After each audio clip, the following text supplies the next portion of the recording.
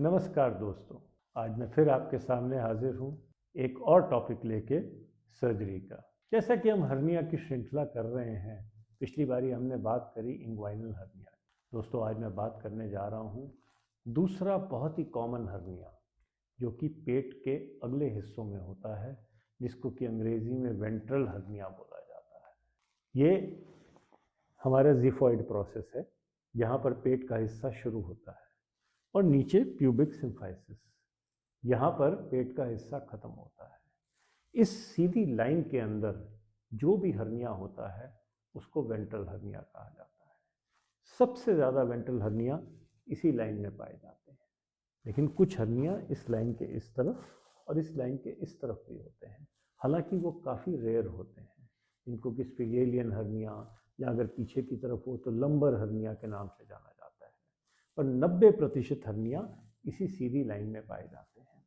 अब आप सोचेंगे कि सीधी लाइन में क्यों? इस सीधी लाइन में इसलिए बनते हैं कि बॉडी के दोनों तरफ की मसल्स आके बीच में मिलती हैं और मिड लाइन के अंदर कोई मसल नहीं होती, सिर्फ शीट होती है, सिर्फ एक पतली लाइन होती है। तो जब भी बॉडी पे खिंचाव आता है तो सबसे ज़्यादा खिंचाव यहाँ आता है। नाभि एक सबसे कमज़ोर हिस्सा है शरीर का, क्योंकि यहाँ से जब बच्चा पैदा होता है तो नाड़ चल रही होती है और बच्चे की सारी सप्लाई इसी नाड़ से आती है, और जब नाड़ काट दी जाती है तो ये एक स्कार टिश्यू बन के रह जाता है। तो जितने भी वेंट्रल हर्निया हम बात करते हैं, जितने भी पेट वाले हर्निया की बात करते हैं, उसमें सबसे ज़्यादा नाभि या ठीक उसके ऊपर या उसके नीचे बनते हैं। तो मोटे तौर पे देखा जाए तो ये हर्निया क्यों बनते हैं? जैसा कि मैंने पिछले वीडियोस में भी जिक्र किया, हर्निया के कारण और तकरीबन सेम होते हैं। लेकिन हाँ, आगे बढ़ने से पहले ये बताना तो मैं भूल ही गया कि हर्निया कहते किसको हैं।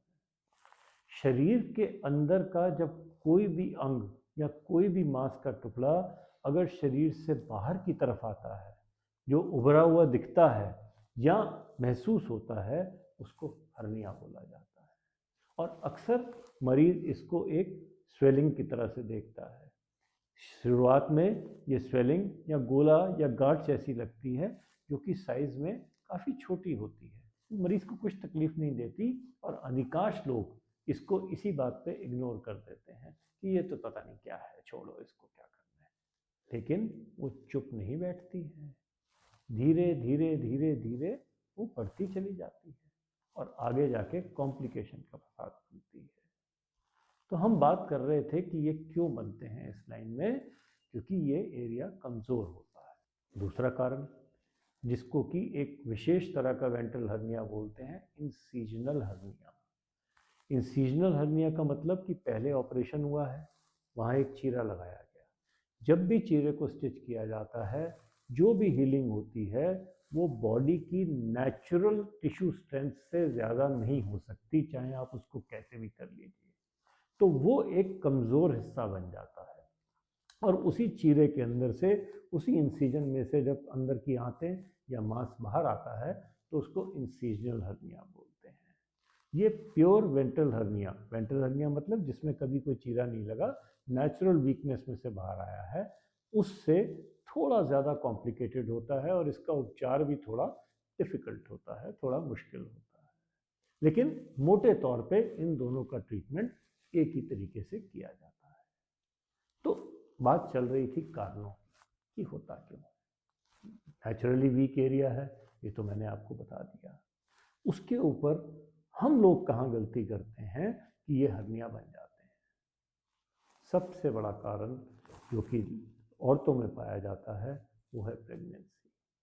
खासकर अगर प्रेगनेंसी में कोई कॉम्प्लिकेशन रही है, खासकर अगर दो प्रेगनेंसीज के बीच में समय बहुत कम दिया गया है, अभी आपकी बॉडी पूरी तरह ठीक हुई ही नहीं थी और उसके बाद आप फटाक से प्रेग्नेंट हो गए दोबारा से, या ट्विन्स या ट्रिपलेट्स, क्योंकि आजकल आईवीएफ से बहुत बच्चों का जन्म होता है, तो ट्विन्स होना, ट्रिपलेट्स होना बड़ी कॉमन सी बात हो गई है। तो समझ लीजिए कि अगर आप किसी थैले के अंदर 5 किलो की कैपेसिटी है और उसमें 8 किलो सामान भरेंगे तो वो थैला खिंचेगा, और जाहिर सी बात है अगर कमज़ोर होगा तो कहीं से फट जाएगा।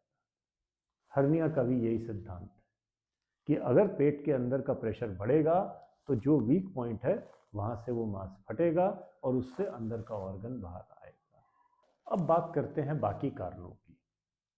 मोटापा, 100 बीमारियों की जड़ है मोटापा, और हर्निया भी उनमें से एक है। जैसे जैसे इंसान के शरीर का वज़न बढ़ता है, वो ना केवल स्किन और मसल्स को वीक करता है, इसी तरह वो वज़न अंदर के ऑर्गन्स का भी बढ़ता है, अंदर का मांस भी बढ़ता है, जिसको कि हम विसरल फैट के नाम से जानते हैं।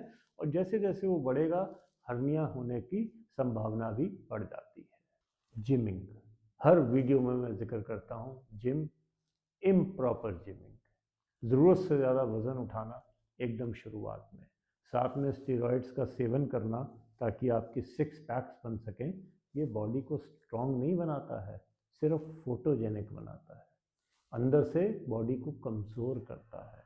और अगर जिम में आप ढंग से ट्रेनिंग नहीं करेंगे, बहुत जल्दी जब आपकी मसल्स में अभी इतनी ताकत ही नहीं आई है और आप ज़्यादा वज़न उठाने की कोशिश करेंगे, कहीं ना कहीं से मसल फटेगी और हर्निया बनेगा। इसके बाद जो आमतौर पे हमने कारण देखे हैं, स्मोकिंग, धूम्रपान, तंबाकू का सेवन अक्सर मसल्स को बहुत ज़्यादा कमज़ोर कर देता है। इसके अलावा कुछ ऐसी बीमारियां जैसे कि कब्ज़, क्रॉनिक कॉन्स्टिपेशन, या उससे ज़्यादा दमा, अनकंट्रोलेबल खांसी, अगर इस तरह की बीमारी चलती है, व्यक्ति हर वक्त खांसता रहता है या अंदर शौच के वक्त जाके बैठने वक्त बहुत देर तक ज़ोर लगाता रहता है, तो वो धीरे धीरे जहाँ पर वीक पॉइंट है वहाँ से हर्निया बन जाता है। कुछ ऐसी बीमारियाँ जो कि पूरी बॉडी को वीक कर देती हैं, जिसमें सबसे कॉमन टीबी, एड्स, लंबा टाइफॉइड, ये सारी बीमारियाँ, या कीमोथेरेपी, इन सब से शरीर की जो इम्यूनिटी है बहुत बुरी तरह डाउन होती है, कमज़ोरी आती है और अक्सर हर्निया बन जाता है। ये कुछ कॉमन कारण थे हर्निया बनने के। और जैसे मैंने पहले भी जिक्र किया, ऑपरेशन और रिपीटेड ऑपरेशन, अगर एक ही जगह से पेट को 2 या 3 बारी खोला गया है तो वो एरिया बहुत ज़्यादा कमज़ोर होता है और उसमें हर्निया बनने के चांस बहुत ज़्यादा होते हैं। ये कुछ कॉमन कारण थे इस तरह के हर्निया के बनने के। लेकिन बहुत दफ़ा हमने देखा है कि कोई भी कारण नहीं होता है इनमें, फिर भी पेशेंट को हर्निया होता है। पर खैर, कोई भी कारण रहा हो, ट्रीटमेंट सबका एक ही होता है और कारण के ऊपर इस बात पे निर्भर करता है कि जो हम हर्निया का ऑपरेशन करेंगे वो कितना सफल रहेगा और कितना अच्छा उसका रिजल्ट आएगा। अब हम बात करते हैं कि इसमें लक्षण क्या आते हैं। अक्सर सारे हर्निया एक छोटी सी गांठ की तरह शुरू होते हैं, धीरे धीरे बढ़ती जाती है, ग्रेजुअली इसके अंदर दर्द आती है, तब मरीज को थोड़ा लगता है कि मामला बिगड़ गया है। और कई बारी तो ये इतने बड़े हो जाते हैं कि कपड़ों के अंदर से भी दिखने लग जाते हैं।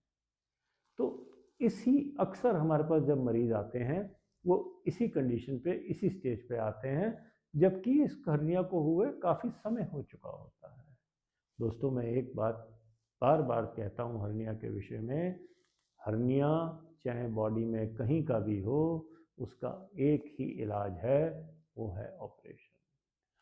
किसी भी तरह की दवाई गोली, किसी भी तरह की एक्सरसाइज, किसी भी तरह की फिजियोथेरेपी, किसी भी मेडिकल पद्धति में, चाहे आयुर्वेद हो, चाहे होम्योपैथी हो, चाहे एक्यूपंक्चर हो या योगा हो, इसका इलाज नहीं है। ये एक कपड़ा फटा हुआ है, इसको सिल के ही ठीक करना पड़ेगा। तो जितनी जल्दी आप हर्निया का इलाज करा लें उतना आपके लिए अच्छा है और उस ऑपरेशन का रिजल्ट बहुत बेहतर आता है अगर उसको समय रहते कर लिया जाए। दर्द आती है, साइज बढ़ता है, कई बार उसमें इन्फेक्शन होकर सोजिश भी आ जाती है, पस भी पड़ जाती है, यहाँ तक फिर भी चलता है। लेकिन ये खेल खतरनाक कब हो जाता है? खतरनाक मतलब जानलेवा स्थिति तक जा सकता है वो तब कि जब मांस की जगह इस हर्निया के अंदर अंदर की आंतें फंस जाती हैं। और जब वो स्थिति आती है तो वो एकदम इमरजेंसी होती है। मरीज की उल्टियाँ बंद नहीं होती हैं, उससे कुछ खाया पिया नहीं जाता है, भीषण दर्द होती है, हवा खारिज होना बंद हो जाती है, किसी भी तरह से शौच उसको नहीं होती है, पेट फूलता चला जाता है, सांस लेने में परेशानी आने लग जाती है, और अगर ये स्थिति बनी रहे बिना उपचार के तो वो आंत फट जाती है। और एक बार जब अंदर आंत फटती है तो वो सारा टॉक्सिक फ्लूइड, या जिसको कि देसी भाषा में कहते हैं बॉडी के अंदर का जहर, वो पूरे शरीर में फैलता है और मरीज को अक्सर आईसीयू की ही आवश्यकता पड़ती है। आप समझ रहे हैं मैं क्या बोल रहा हूँ? एक छोटी सी चीज़ जो कि एक सिंपल ऑपरेशन से ठीक हो सकती थी, उसकी वजह से जान जाने की नौबत आ जाती है। तो दोस्तों, जैसे ही आपको लगे कि आपको शायद हर्निया हो सकता है, या किसी ने आपके लिए हर्निया की डायग्नोसिस बनाई है, प्लीज़ मेरी आपसे गुजारिश है, निवेदन है, रिक्वेस्ट है कि जल्द से जल्द अपने सर्जन से मिलें और इसका